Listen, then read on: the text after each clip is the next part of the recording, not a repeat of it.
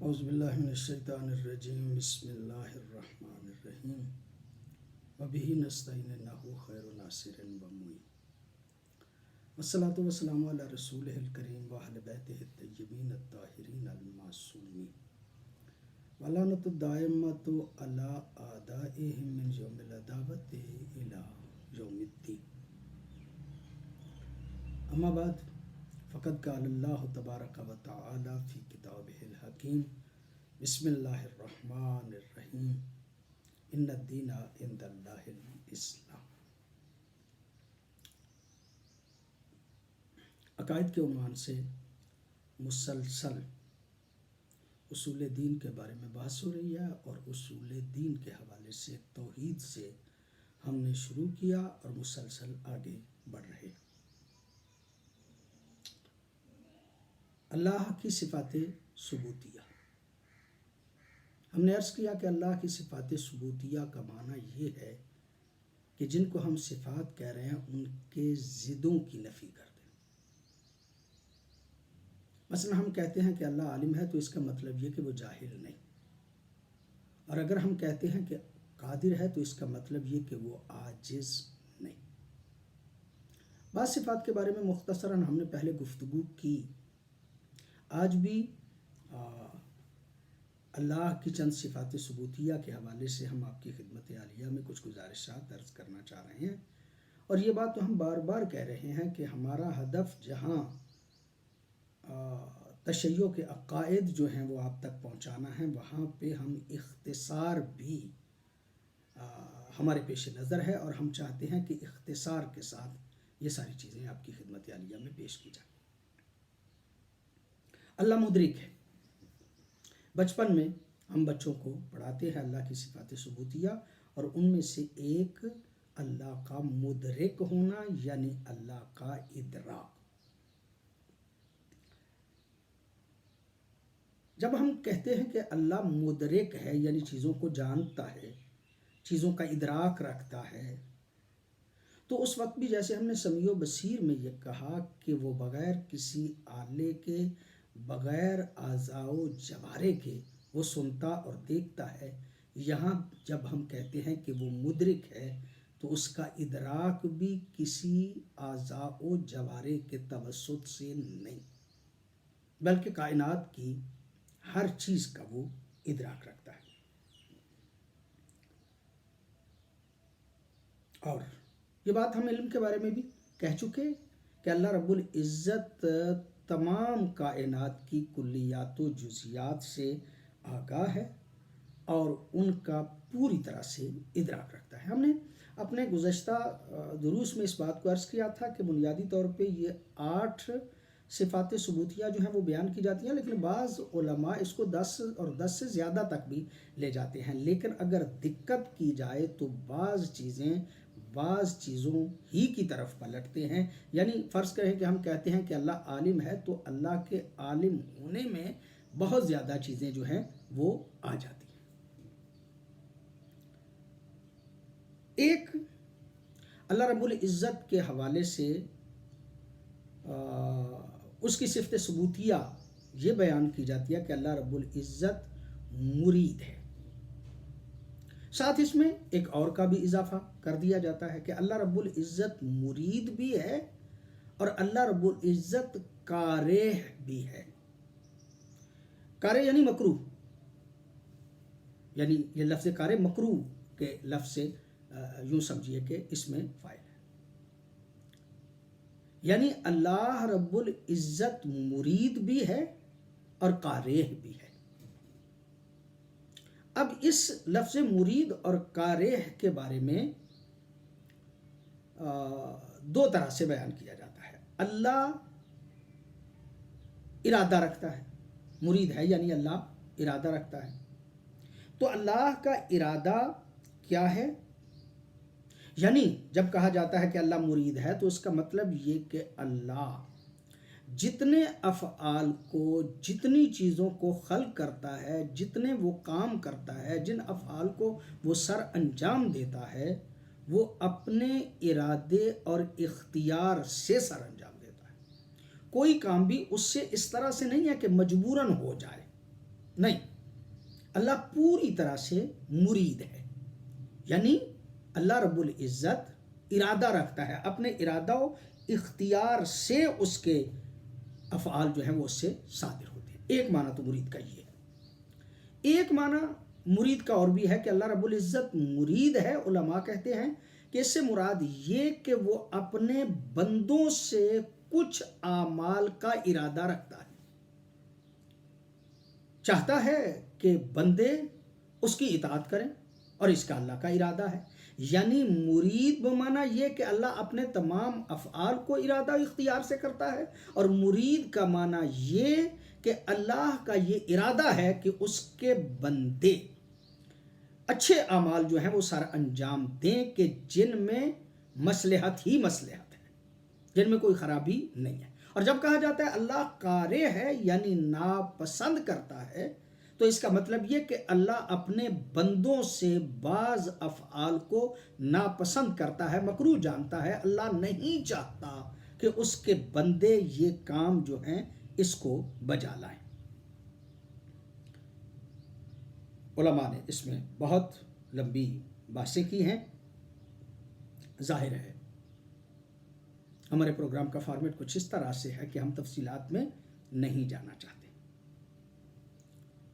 اللہ رب العزت نے بعض چیزوں کو، جب ہم کہتے ہیں کہ اللہ تعالیٰ مرید ہے اپنے افعال کا، تو اس کا یہ معنی ہے کہ اللہ رب العزت نے اپنے افعال کو ایجاد کیا ہے، خلق کیا ہے بعض وقتوں میں، اس لیے کہ اس وقت اس کی مصلحت تھی، اور دوسرے وقت میں خلق نہیں کیا اس لیے کہ اس میں اس کی مصلحت جو ہے وہ موجود نہیں تھی۔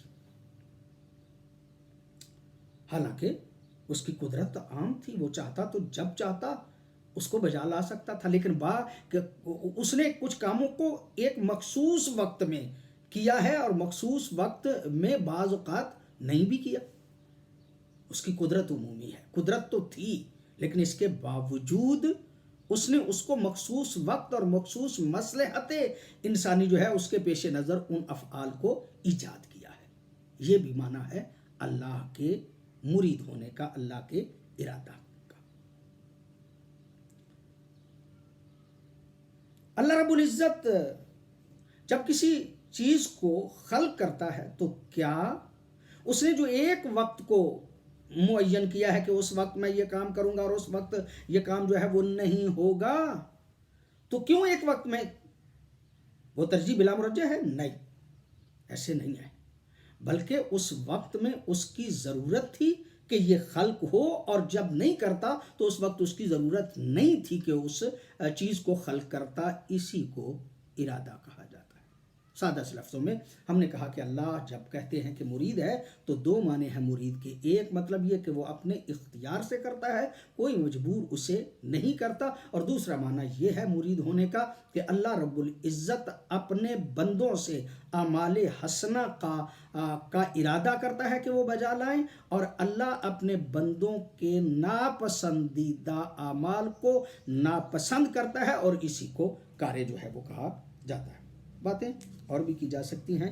اللہ رب العزت چونکہ مصلحت و مفسدہ کو دیکھتا ہے، اور اس کی خواہش ہے کہ اپنے بندوں کے ساتھ نرمی کرے، یہی وجہ ہے وہ کہتا ہے یرید اللہ بکم الیسر ولا یرید بکم العسر۔ اللہ تمہارے ساتھ آسانی کرنا چاہتا ہے، اللہ تمہارے ساتھ سختی نہیں کرنا چاہتا۔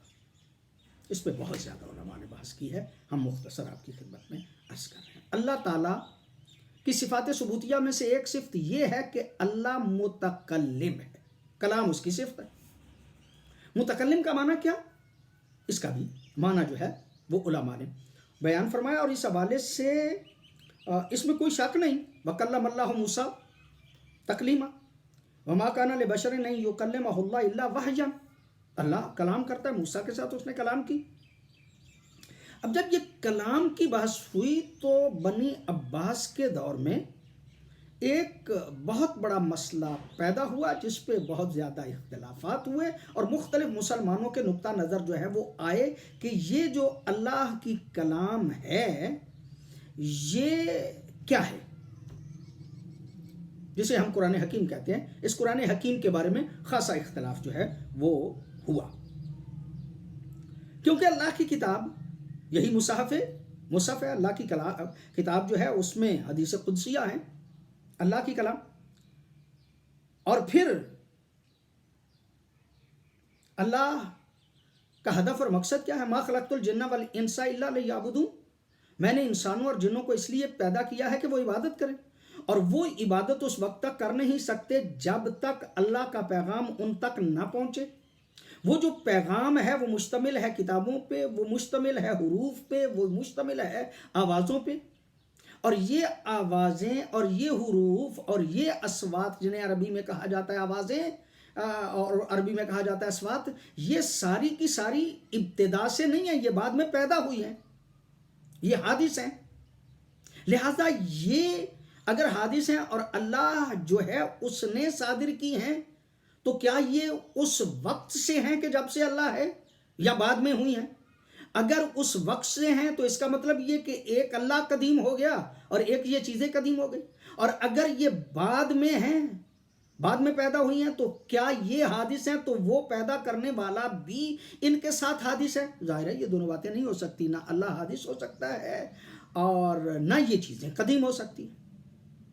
لہذا پھر کیا معنی ہے؟ کہتے ہیں کہ جب ہم کہتے ہیں کہ اللہ متکلم ہے، یعنی وہ کلام کرتا ہے، تو اس کا معنی اور مفہوم یہ ہے کہ اللہ رب العزت بعض چیزوں میں کلام کو ایجاد کرتا ہے، بعض چیزوں کو، اور بعض چیزوں میں اللہ رب العزت جو ہے وہ کلام کو پیدا کر دیتا ہے۔ جیسے حضرت موسیٰ کے لیے درخت کی ٹہنیوں سے آواز آنا شروع ہو گئی، اور اللہ رب العزت کہتا ہے کہ ہم نے موسیٰ کے ساتھ کلام کی، حالانکہ وہ کلام کسی کے ذریعے سے ہوتی تھی۔ بعض اوقات اللہ رب العزت یہ کلام جو ہے اس کو جبریل کے توسط سے جو ہے وہ نازل کر دیتا ہے، اور بعض اوقات اپنے خاص بندوں کے دل پہ یہ الفاظ القاء کر دیتا ہے، یہ اصوات القاء کر دیتا ہے ان کے دلوں پہ۔ یہ ان کے دلوں میں کلام کا ایجاد کرنا، یہ بھی اللہ کا متکلم ہونا ہے، اور آواز کسی درخت میں، کسی چیز میں پیدا کر دینا، اس کا معنی بھی یہ ہے کہ وہ متکلم ہے، وغیرہ وغیرہ۔ یعنی اللہ کے متکلم ہونے کا ہمارا مفہوم جو ہے، ہمارا نقطہ نظر، تشیع کا نقطہ نظر یہ ہے کہ وہ کلام کو پیدا کرتا ہے۔ اب اس کے بارے میں اختلاف بہت زیادہ پیدا ہوا، جھگڑوں تک بات پہنچی، ہم ان کو تفصیل سے اس وقت بیان نہیں کر سکتے۔ البتہ یہ عرض کرنا چاہتے ہیں کہ حنبلی نقطہ نظر، حنابلہ، حضرت امام احمد بن حنبل کو ماننے والوں کا اس دور میں نقطہ نظر یہ تھا، اب بھی ان کا یہی نقطہ نظر ہوگا، کہ یہ اللہ تعالیٰ کی کلام یعنی کتاب خدا، یہ حروف و اصوات پہ مشتمل ہے، اور یہ جیسے اللہ قدیم ہے ایسے ہی اس کے الفاظ جو ہیں وہ قدیم۔ کرامیہ ایک نقطہ نظر ہے علم کلام کا، ان کے نزدیک یہ ہے کہ یہ اللہ رب العزت کی کلام مرکب ہے حروف و اصوات سے، البتہ یہ حادث ہے۔ ان کا نقطہ نظر تھا یہ قدیم ہے، ان کا نقطہ نظر ہے کہ یہ حادث ہے۔ بہت بڑا طبقہ کہ جن کو اشاعرہ کہا جاتا ہے، ہمارے پاکستان میں اہل سنت کی اکثریت جو ہے وہ اشاعرہ ہے، حضرت مولانا ابو الحسن اشعری کے ماننے والے یہ اشاعرہ ہیں۔ اشاعرہ کا نقطہ نظر یہ ہے کہ یہ کلام نفسی ہے، یہ اللہ کے گویا نفس کا کلام ہے، وہ اس بات کی طرف ہے۔ لیکن شیعہ نقطہ نظر یہ ہے کہ یہ نہ حادث و قدیم کے چکر میں پڑے، نہ نفس کے چکر میں پڑے، اس لیے کہ اگر یہ کہتے ہیں کہ کلام نفسی ہے تو آپ نے گویا یہ تسلیم کر لیا کہ اللہ رب العزت کا نفس ہے، اور اگر نفس کو تسلیم کر لیا تو اس کا مطلب یہ کہ وہ محل حوادث ہے، وہاں پہ اس پہ مختلف حالتیں جو ہیں، وہ نفس ہونا اس پہ مختلف حالتیں طاری ہوتی ہیں، لہٰذا یہ درست نہیں ہے۔ جب یہ کہا جاتا ہے کہ اللہ کا کلام یعنی اللہ متکلم ہے، تو وہ کسی چیز میں کلام کو پیدا کر دیتا ہے، جیسے اس نے کہا وَكَلَّمَ اللَّهُ مُوسَىٰ تَكْلِيمًا، جیسے اس نے کہا وَمَا كَانَ لِبَشَرٍ أَن يُكَلِّمَهُ اللَّهُ إِلَّا وَحْيًا، اللہ رب العزت جبریل کے ذریعے سے اپنے کلام کو مصطفیٰ کے قلب پہ نازل کر دیتا تھا، یا پیغمبر گرامی صلی اللہ علیہ وآلہ وسلم جو ہے ان کے دل پہ چیزیں جو ہیں وہ القاء کر دی جاتی تھی، ایسا بھی ہوتا تھا۔ इन्ना अंजलनाहु फी लैलतिल क़द्र, कहते हैं कि कल्ब मुस्तफ़ा पे पूरे के पूरे कुरान को नाजिल कर दिया गया। आखिरी बात जो आज अर्ज करना चाहते हैं वो ये कि अल्लाह रब्बुल इज़्ज़त की सिफ्त ये है कि अल्लाह सिद्क बोलता है, सादिक है, इसलिए कि झूठ वो बोलता है कि झूठ एक कभी है, और जाहिर सी बात है कि कभी काम अल्लाह रब्बुल इज़्ज़त कभी भी नहीं कर सकता। हाँ, एक और झूठ है जिसको मसलहतन कहा जाता है कि बोला जा सकता है हमारे लिए। मसलन फ़र्ज करें, जायज़ है कि एक ऐसा झूठ है जिसमें मसलहत खुदाबंदी है, दो मोमिनों के दरमियान झगड़ा है, उस झगड़े को ख़त्म करना है, तो झगड़े को ख़त्म करने के लिए उनमें झूठ जो है वो बोला जा सकता है। यानी ये ऐसा झूठ है जो मसलहत रखता है और शरीयत ने इसकी इजाज़त दी है। अल्लाह रब्बुल इज़्ज़त ऐसा भी नहीं करता, ये उसने अपने बंदों को तो इजाज़त दी है, इसलिए कि ये वो काम करता है कि जो मसलहत के वक्त के निकल जाने का जिसे डर हो, और जिसे ये डर हो कि ये बाद में मैं नहीं कर सकूंगा, जो मसलहतों को भी जानता है, उनके वक्तों को भी जानता है, वो कभी भी झूठ नहीं बोलता। आज के प्रोग्राम से मोहम्मद असगर यज़दानी को इजाज़त दीजिए। वस्सलामु अलैकुम व रहमतुल्लाहि व बरकातुहू।